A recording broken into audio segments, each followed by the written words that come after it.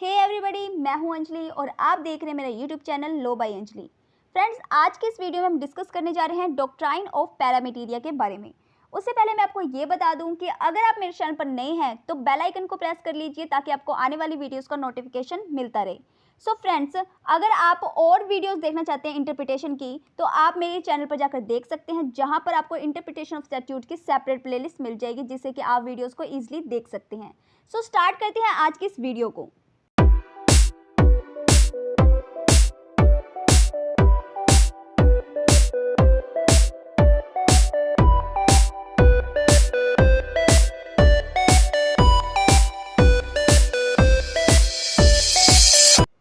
Start करते हैं इस डॉक्ट्राइन को। देखिए, इस डॉक्ट्राइन को समझने से पहले हमारे ये जानना जरूरी है कि इंटरप्रिटेशन के इंट्रोडक्शन क्या होंगे। देखिए, इंटरप्रिटेशन का बेसिक रूल यही है कि अगर कोई स्टैट्यूट जो कि अनक्लियर है या फिर प्लेन मीनिंग निकल कर आ रहा है या फिर उस स्टैट्यूट के अंदर कोई एम्बिगिटी है, तो कोर्ट का काम क्या होगा, उसको इस तरीके से इंटरप्रेट करना ताकि उसका इफेक्ट जो है वो बना रहे, ताकि उसका मीनिंग जो है वो क्लियर हो जाए और उसमें कोई भी एम्बिगिटी ना रहे। तो इस तरीके से कोर्ट के द्वारा इंटरप्रेट किया जाता है। So if it is not clear and ambiguous, then the court can take recourse of different aids of interpretation. So अगर कोई statute जो है वो unclear है या फिर उसके अंदर कोई ambiguity है, तो कोर्ट जो है क्या करेगी, उसे किस तरीके से इंटरप्रेट करेगी। कोर्ट जो है इंटरप्रिटेशन की मदद से उसे सोल्व करेगी, उसे क्लियर करेगी उसके मीनिंग को। अगर हम बात करें इस डॉक्ट्राइन की, पैरामीटेरिया डॉक्ट्राइन की, तो पैरामीटेरिया जो है forms a part of this interpretation need. मतलब इस डॉक्ट्राइन के मदद से भी इंटरप्रिटेशन की जाती है कोर्ट के द्वारा। So there are two types of aids of interpretation. दो टाइप की एड्स ऑफ इंटरप्रिटेशन है, इंटरनल एड्स और एक्सटर्नल एड। इंटरनल एड के अंदर हम अगर बात करें तो इंटरनल एड के अंदर आएंगे जो कि हमारे स्टैट्यूट्स के अंदर ही दिए गए हैं, जैसे long title, short title, preamble, schedule and any other provisions of the same act. मतलब उस एक्ट के अंदर जो इंटरनल एड दिए गए हैं, जैसे प्रेम्बल हो गए, शेड्यूल हो गए या इलस्ट्रेशन हो गई, ये सारी चीज़ें जो है वो इंटरनल एड्स हैं। सो अगर कोर्ट जो है ये फाइंड आउट करती है कि कोई स्टैट्यूट जो है वो अनक्लियर है या फिर उसके अंदर कोई एम्बिगिटी है, तो फिर कोर्ट जो है इंटरनल एड के माध्यम से उसे इंटरप्रिएट करेगी उस स्टैट्यूट को। सो अगर if the ambiguity still not clear, अगर इंटरनल एड के इंटरप्रिटेशन करने पर भी एम्बिगिटी अभी भी नहीं क्लियर हुई, तो फिर कोर्ट क्या करेगी, एक्सटर्नल एड का यूज करेगी। मतलब वो स्टैट्यूट जो कि इंटरनल एड पर भी वो इंटरप्रेट नहीं किया जा सका, तो फिर कोर्ट के द्वारा एक्सटर्नल एड के माध्यम से, मतलब बाहरी मदद के माध्यम से इंटरप्रिटेशन करेगी उसका, उस पर्टिकुलर प्रोविज़न का। और अगर हम बात करें कि एक्सटर्नल एड के अंदर क्या इंक्लूड होंगे, तो मैं बता दूं आपको कि dictionary, parliamentary debate, foreign judgement और provisions of the other acts, ये सारी चीज़ें इसके अंदर एक्सटर्नल एड के अंदर इंक्लूड होंगे। सो पैरामीटेरिया जो है is a kind of external aid. अगर हम बात करें कि पैरामीटेरिया डॉक्ट्राइन जो है वो इंटरनल एड के अंदर आता है या फिर एक्सटर्नल एड के अंदर, तो फिर मैं आपको बता दूं कि पैरामीटेरिया डॉक्ट्राइन जो है ये काइंड ऑफ एक्सटर्नल एड है। चलिए, यहाँ तक तो जाना हमने इसके इंट्रोडक्शन के बारे में। अब जान लेते हैं कि इस डॉक्ट्राइन का क्या मतलब है। देखिए, पैरामीटेरिया का मतलब होता है कि दो डिफरेंट स्टैट्यूट्स के बीच में अगर कोई ऐसा सब्जेक्ट मैटर दिया गया है जो कि आपस में सेम है, तो फिर हम इसे कहेंगे पैरामीटेरिया। मतलब कि मान लीजिए कि एक स्टैट्यूट के अंदर इमूवेबल प्रॉपर्टी की डेफिनेशन दी हुई है और वहीं किसी दूसरे स्टैट्यूट के अंदर भी इमूवेबल प्रॉपर्टी की डेफिनेशन दी हुई है, तो यहाँ पर दोनों ही सब्जेक्ट मैटर क्या है, इमूवेबल प्रॉपर्टी है। तो यहाँ पर दोनों चीज़ें क्या हो रही है, सेम सब्जेक्ट मैटर है यहाँ पर, और दोनों ही स्टैट्यूट सेम सब्जेक्ट मैटर से डील कर रहे हैं, तो यहाँ पर हम इसे क्या कहेंगे, पैरामीटेरिया। पैरामीटेरिया जो है वो एक लैटिन वर्ड है जिसका यूज जुडिशरी के द्वारा किया जाता है। चलिए, इसी डॉक्ट्राइन से रिलेटेड एक केस देख लेते हैं। District mining officer and others versus Tata iron steel corporation and another का केस है। इस केस के अंदर ये इस्टेब्लिश किया गया था कि जो डॉक्ट्राइन ऑफ पैरामीटेरिया है उसे एक्सटर्नल एड ऑफ इंटरप्रिटेशन के रूप में यूज किया जा सकता है।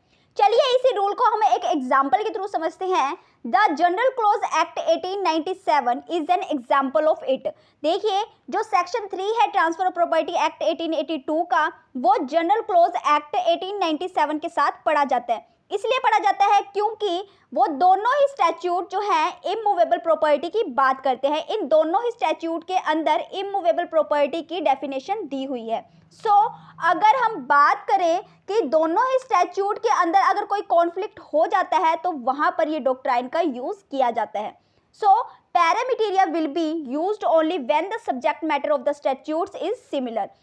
पैरामीटेरिया डॉक्ट्राइन का यूज तभी किया जाएगा जब दो स्टैट्यूट के अंदर कोई ऐसा सब्जेक्ट मैटर है जो कि आपस में सिमिलर है, तभी इस डॉक्ट्राइन का यूज किया जाएगा। और इस प्रिंसिपल को इसलिए अडॉप्ट किया जाता है ताकि जो दो एक्ट्स जो है वो पैरामीटेरिया के अंदर है उनका ट्रीटमेंट किया जा सके।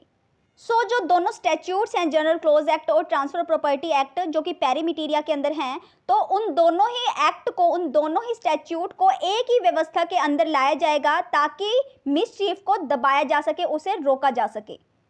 चलिए बात कर लेते हैं कि इस डॉक्ट्राइन की जरूरत क्यों पड़ी। देखिए, अगर हम बात करें नीड फॉर पैरामीटेरिया की, तो फिर इसके पीछे बहुत ही बड़ा रीजन है। The reason behind judiciary to use this principle is to avoid contradiction और conflicts between among statutes dealing with the same subject matter.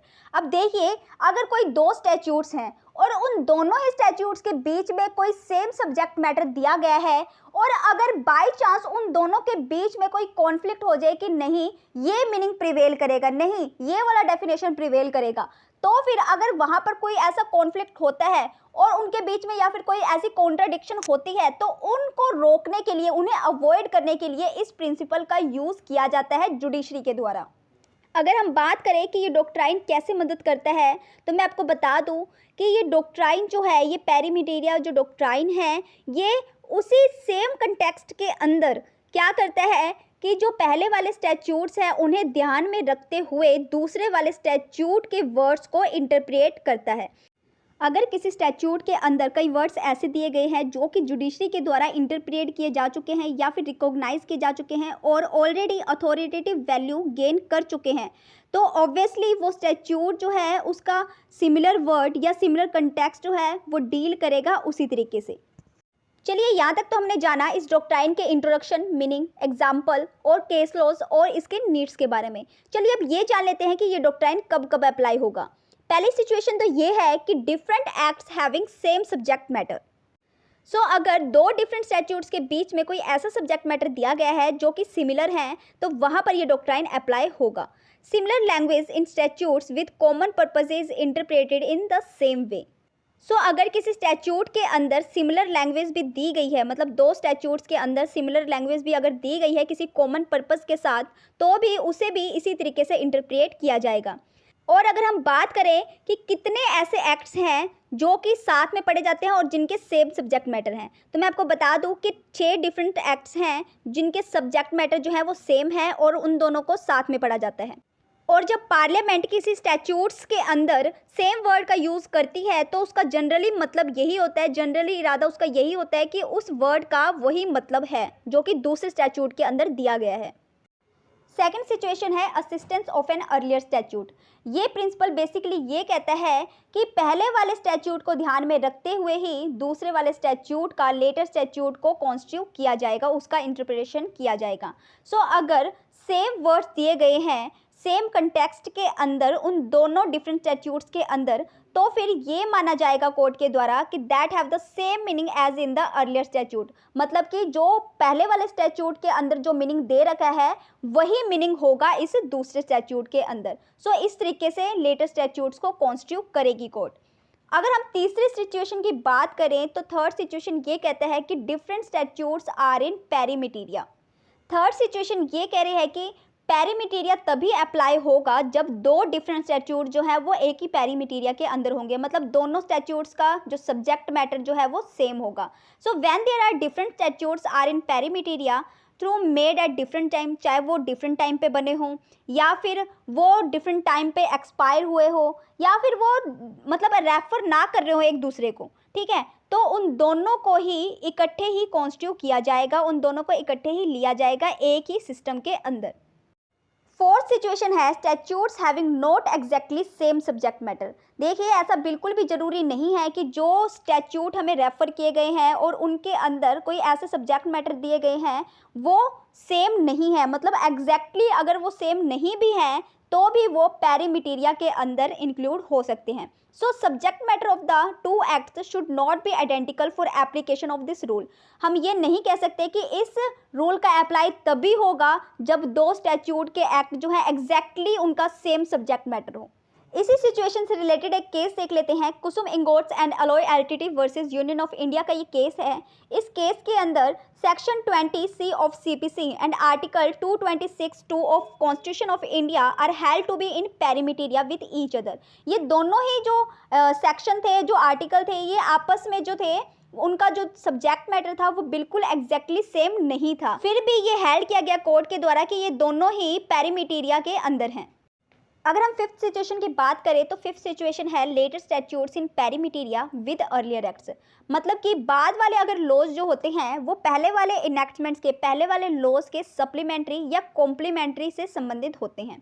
Generally पहले वाले एक्ट जो होते हैं, जो पेरीमीटेरिया के अंदर हैं लेटर एक्ट के, वो यूज़ किए जाते हैं इंटरप्रेट करने के लिए लेटर स्टैट्यूट को, जो बाद वाले स्टैट्यूट हैं उन्हें इंटरप्रेट करने के लिए। लेकिन वहीं दूसरी साइड हमें पहले वाले एक्ट को अगर इंटरप्रेट करना है तो हम लेटर एक्ट मतलब बाद वाले एक्ट का कंसिडरेशन नॉर्मली नहीं लिया जा सकता, लेकिन कुछ केसेस के अंदर कंसिडरेशन लिया जा सकता है लेटर एक्ट का। This kinds of interpretation will not be allowed if the later act is made to amend the earlier act, then the later act operates on its own. इस तरीके की इंटरप्रिटेशन बिल्कुल भी नहीं अलाउ की जाएगी कि लेटर एक्ट के द्वारा अर्लियर एक्ट को अमेंड किया जाता है। तो अगर ऐसा होता है तो वो लेटर एक्ट जो है वो खुद ही ऑपरेट हो जाएगा। Later act will become relevant only, later act जो है वो तभी रेलिवेंट होगा जब पहले वाले एक्ट के अंदर कोई कन्फ्यूज़न है उसके मीनिंग के अंदर, या फिर कोई एम्बिगिटी है, तभी लेटर एक्ट जो है रेलिवेंट होगा, अदरवाइज रेलिवेंट नहीं होगा। सो फ्रेंड्स, आज का जो हमारा टॉपिक है वो कंप्लीट हो चुका है। अगर आपको वीडियो अच्छी लगी तो वीडियो को लाइक करिए। अगर आपके डाउट्स हैं तो आप मुझसे कमेंट सेक्शन के थ्रू पूछ सकते हैं, और अगर आप मेरे चैनल पर नए हैं तो बेल आइकन को प्रेस करना मत भूलिएगा। So thank you for watching this video.